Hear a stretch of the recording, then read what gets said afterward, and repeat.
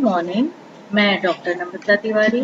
आज मैं आप लोगों को शैक्षिक प्रबंधन के विषय में जानकारी दूंगी। तो आइए सबसे पहले जानते हैं हम लोग कि प्रबंधन किसे कहते हैं, प्रबंधन के क्षेत्र क्या क्या हैं, प्रबंधन किस तरह से किया जाता है, प्रबंधन करने के सिद्धांत कौन कौन से हैं, प्रबंधन के कार्य कौन कौन से हैं, प्रबंधन करने से हमें क्या क्या लाभ होते हैं। सबसे पहले हम जानेंगे कि सामान्य शब्दों में प्रबंधन होता क्या है। किसी भी निश्चित उद्देश्य को पूरा करने के लिए मानवीय तथा भौतिक संसाधनों का सुनियोजित उपयोग भी प्रबंधन है। यानी कि हमारा जो लक्ष्य निश्चित होता है पहले से ही, उस लक्ष्य की पूर्ति के लिए हम जिस मानवीय तथा भौतिक संसाधनों का प्रयोग करते हैं वे सभी प्रबंधन के अंतर्गत आते हैं। अब आप समझिए कि मानवीय तथा भौतिक संसाधन कौन से होते हैं। मानवीय संसाधन वे संसाधन हैं जो मनुष्य कार्य करता है।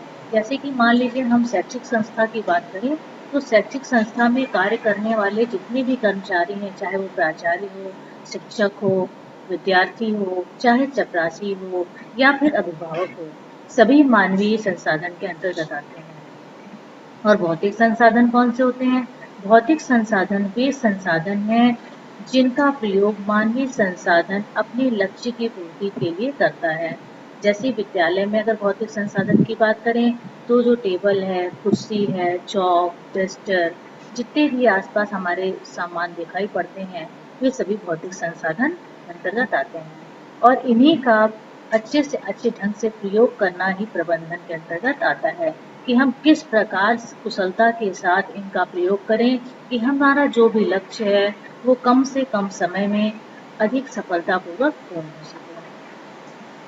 अमेरिकन मैनेजमेंट एसोसिएशन के अनुसार, यानी कि अमेरिकन मैनेजमेंट ने भी इसके संदर्भ में कहा है कि प्रबंधन का कार्य मानवीय एवं भौतिक संसाधनों को एक गतिशील संगठित इकाइयों में तब्दील कर देना है। उनका मानना है कि प्रबंधन का मुख्य कार्य होता है कि जो भी मानवीय तथा भौतिक संसाधन हैं उनको हम पहले तो एकत्र करें और एकत्र करने के बाद उनकी कार्य कुशलता को देख करके उनके कार्यों का विभाजन इस प्रकार से करें कि हमारे कार्य में गतिशीलता दिखाई पड़े और हमारे उद्देश्य की पूर्ति जैसा कि हम चाहते हैं वो पूर्ण हो सके। हमारे जो भी कार्य होते हैं जब बहुत ही अच्छे ढंग से होते हैं तो हमारा मन पूर्ण रूप से संतुष्ट हो जाता है और प्रबंधन के द्वारा हमारे जो भी कार्य होते हैं बहुत ही अच्छे ढंग से होते हैं जिससे कि हमें एक संतुष्टि की प्राप्ति होती है। और प्रबंधन करते समय हमें अपनी नैतिकता के स्तर को भी ध्यान में रखना चाहिए जिससे कि हमारे अंदर उत्तरदायित्व निभाने की भावना सदैव बनी रहे। इसके पश्चात देखिए, शैक्षिक प्रबंधन के संदर्भ में शिक्षा शास्त्रियों ने बहुत सारे मत प्रदान किए हैं। जैसा कि आप सभी जानते हैं कि सभी व्यक्तियों के विचार अलग अलग होते हैं, सोचने की दृष्टि अलग अलग होती है, क्षमता अलग होती है। उसी प्रकार से हमारे सामने भी शैक्षिक प्रबंधन के संदर्भ में बहुत सारे शिक्षा शास्त्रियों ने अपनी भिन्न भिन्न परिभाषाएं दी हैं। सबसे पहले देखते हैं एफ.डब्ल्यू. टेलर। एफ.डब्ल्यू. टेलर का कहना है कि प्रबंधन किसी संस्था या विशिष्ट संगठन में कार्यरत कार्मिकों की दृष्टि में एक मानसिक क्रांति है। इन्होंने प्रबंधन को एक मानसिक क्रांति कहा है। ऐसा उन्होंने क्यों कहा है? क्योंकि उनका मानना है कि जब हम प्रबंधन करते हैं यानी कि किसी लक्ष्य की प्राप्ति के लिए हम मानवीय और भौतिक संसाधनों को एकत्र करते हैं, संगठित करते हैं और जब उनको कार्य का विभाजन कर देते हैं तो स्वतः ही जो कर्मचारी हैं उनके मन में मानसिक क्रांति दिखाई देने लगती है। क्यों? क्योंकि उनको लगता है कि हम किस अच्छे ढंग से इस कार्य को करें कि इस कार्य में पूर्ण रूप से हम सफलता प्राप्त करें। अब फेल के अनुसार, फेल का कहना है कि प्रबंधन का तात्पर्य पूर्व अनुमान, संगठन, नियोजन, समन्वय तथा नियंत्रण करने से है। फेल ने कहा है कि प्रबंधन पूर्व अनुमान है। यानी कि पूर्व अनुमान क्या होता है? यानी कि हम जो कार्य कर रहे हैं उसके पहले से उसके बारे में हमें जानकारी प्राप्त होनी चाहिए।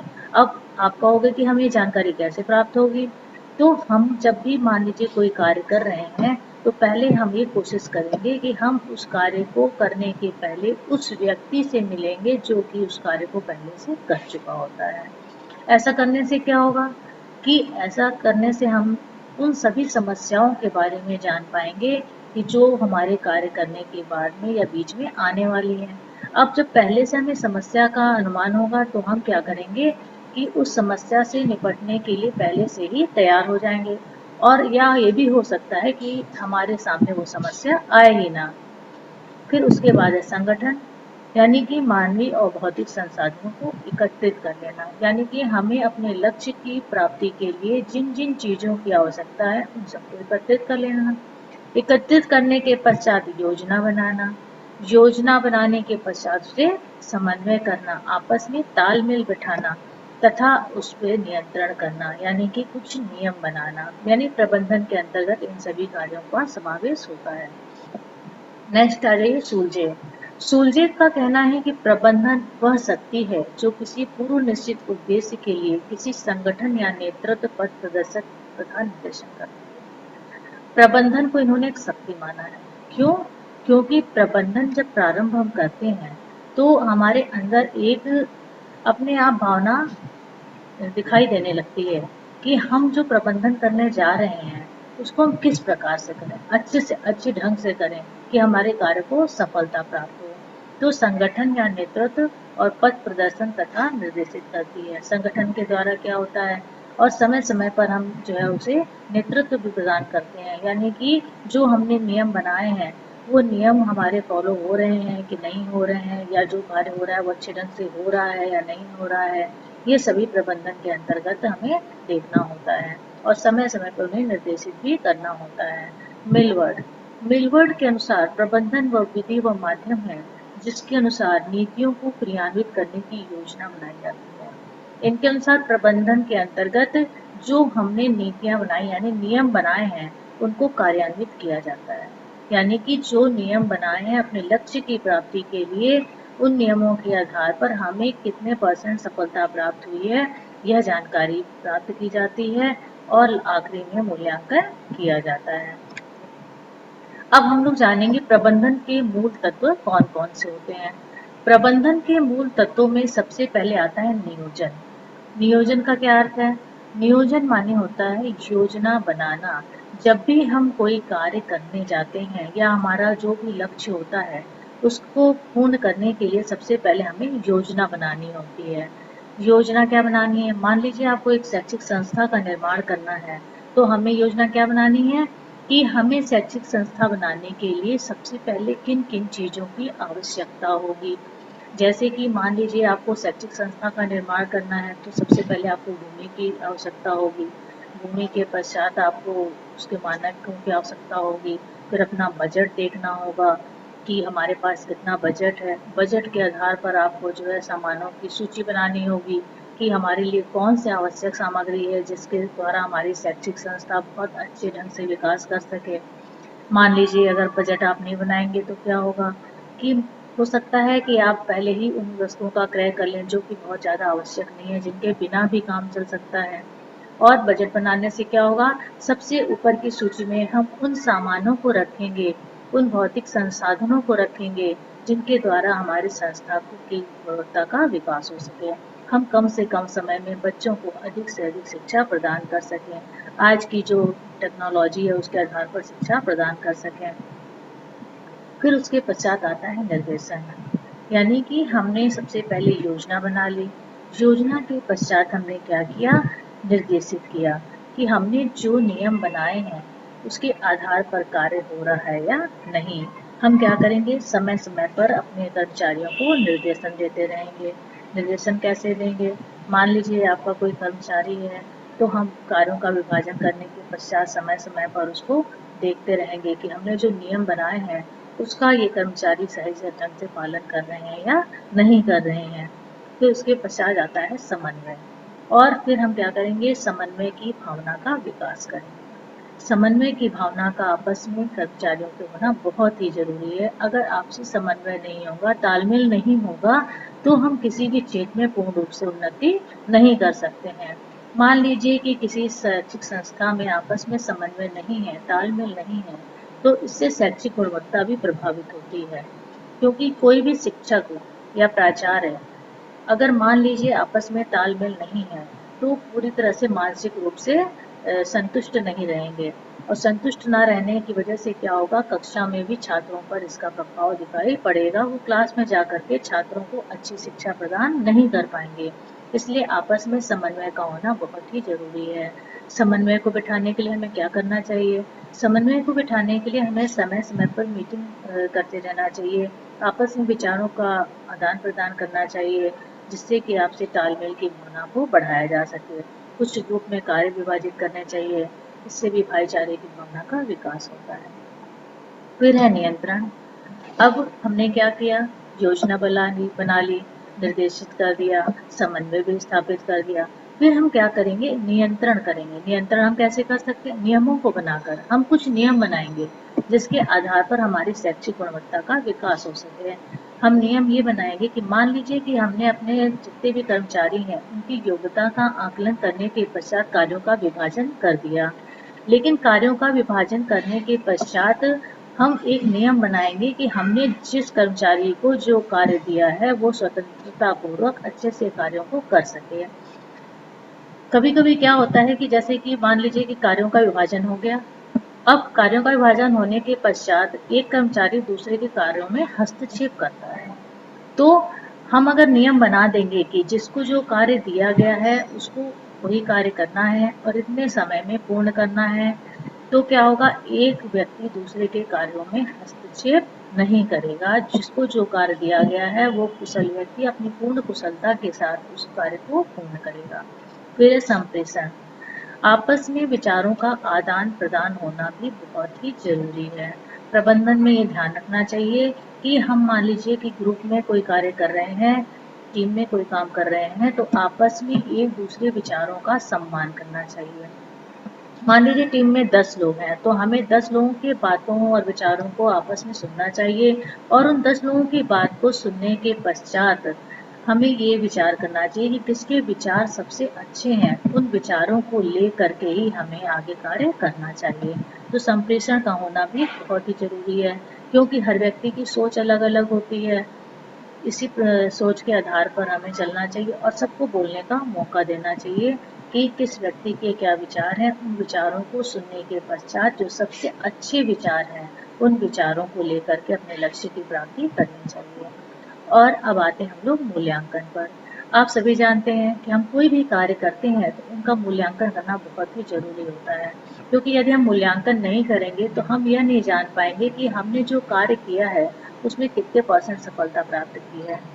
तो हम क्या करेंगे, आखिरी में मूल्यांकन करेंगे। मूल्यांकन करने के लिए हम क्या करेंगे कि वर्ष के अंत में हमारे प्राचार्य जो हैं पूरे शैक्षिक जितने भी कार्य हुए हैं उन सबका आकलन करेंगे। और आपको ये भी पता होगा कि नेट की टीम आती है और उसके बाद क्या होता है कि नेट की टीम जो होती है वो महाविद्यालयों का मूल्यांकन करती है और विद्यालयों का मूल्यांकन करने के बाद उन्हें ग्रेड देके जाती है और ग्रेड देने से पता चलता है कि उस विद्यालय का स्तर क्या है। और शिक्षा के क्षेत्र में बच्चों के भी जो एग्ज़ाम होते हैं उसका यही कारण है कि अगर हम बच्चों के एग्ज़ाम नहीं लेंगे और उनको अंक नहीं प्रदान करेंगे तो हम उसका मूल्यांकन नहीं कर पाएंगे कि हमने जो भी पढ़ाया है बच्चों ने कितने % उसमें सफलता प्राप्त की है। फिर है प्रबंधन के कार्य। प्रबंधन के मुख्य कार्य कौन कौन से होते हैं ये जानते हैं। सबसे पहले आता है नियोजन, योजना बनाना। अभी आप लोगों ने जाना कि किसी भी लक्ष्य की प्राप्ति करने के पहले हमें क्या करना है, योजना बनानी है, बजट बनाना है, बजट के ऊपर फिर नियंत्रण बनाना है नियम रख करके, नियम बनाने के पश्चात हमें नियुक्तिकरण करना है। अब हम लोग नियुक्तिकरण करने के लिए सबसे जरूरी है पक्षपात नहीं होना चाहिए। नियुक्तिकरण जहाँ कहीं भी हो रहा हो उनको ये देखने की आवश्यकता है कि मान लीजिए हम शैक्षिक संस्था का निर्माण कर रहे हैं और उसमें हमें नियुक्तिकरण करना है, तो सबसे पहले हमें भाई भतीजावाद को समाप्त करना चाहिए। ऐसा करने से क्या होगा, हमारी शैक्षिक गुणवत्ता का विकास होगा। क्योंकि अगर नियुक्ति के समय हम गलत नियुक्तियां कर लेंगे तो हमारे जो कर्मचारी होंगे पूर्ण रूप से कुशल या दक्ष नहीं होंगे, जिससे शैक्षिक गुणवत्ता नहीं बढ़ेगी। फिर है निर्देशन। निर्देशन देते रहना चाहिए समय समय पर कि जो भी कार्य किया जा रहा है वो सही से हो रहा है या नहीं हो रहा है। आपसी समन्वय तालमेल की भावना का विकास होना चाहिए। अभिप्रेरणा यानी मोटिवेशन। मोटिवेशन भी बहुत ही ज़रूरी है, क्योंकि अगर समय समय पर, चाहे वो छात्र हों चाहे वो शिक्षक हों, सभी के लिए अभिप्रेरणा बहुत ही ज़रूरी है। छात्रों को प्रेरित करने से क्या होगा कि वो और भी अधिक ज़्यादा ध्यान से पढ़ेंगे और अच्छे रिजल्ट लाने का प्रयास करेंगे।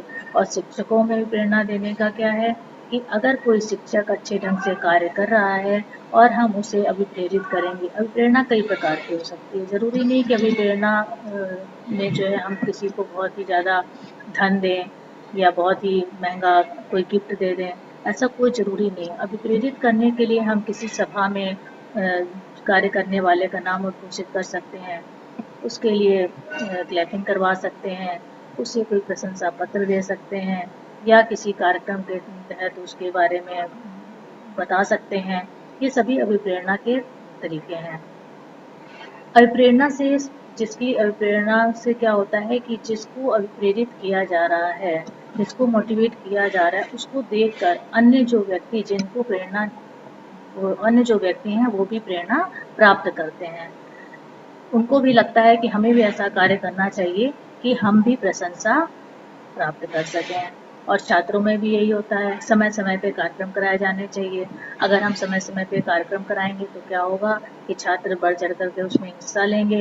हिस्सा लेने पर क्या होगा, उन्हें पुरस्कार प्राप्त होगा। पुरस्कार प्राप्त होने से उनके मनोबल में वृद्धि होगी और वो और भी अच्छे ढंग से कार्य करना चाहेंगे। इसके विपरीत अभिप्रेरणा में पक्षपात नहीं होना चाहिए। अगर अभिप्रेरणा में हम पक्षपात करेंगे तो हमारी शैक्षिक गुणवत्ता में ह्रास होने लगेगा। क्योंकि कई बार ऐसा होता है कि हम अपने मान लीजिए किसी संस्थान में कोई दो व्यक्ति हैं, एक व्यक्ति बहुत ही कुशल है और दूसरा व्यक्ति जो है वो मान लीजिए हमारे प्राचार्य का रिश्तेदार है या कोई मिलने वाला है। तो क्या होगा कि वो जो रिश्तेदार है जिसमें कोई कार्य कुशलता नहीं है, लेकिन प्राचार्य क्या कर रहे हैं, उसकी लगातार तारीफ कर रहे हैं, हर समय उसको आगे आगे लेकर के आगे बढ़ा रहे हैं।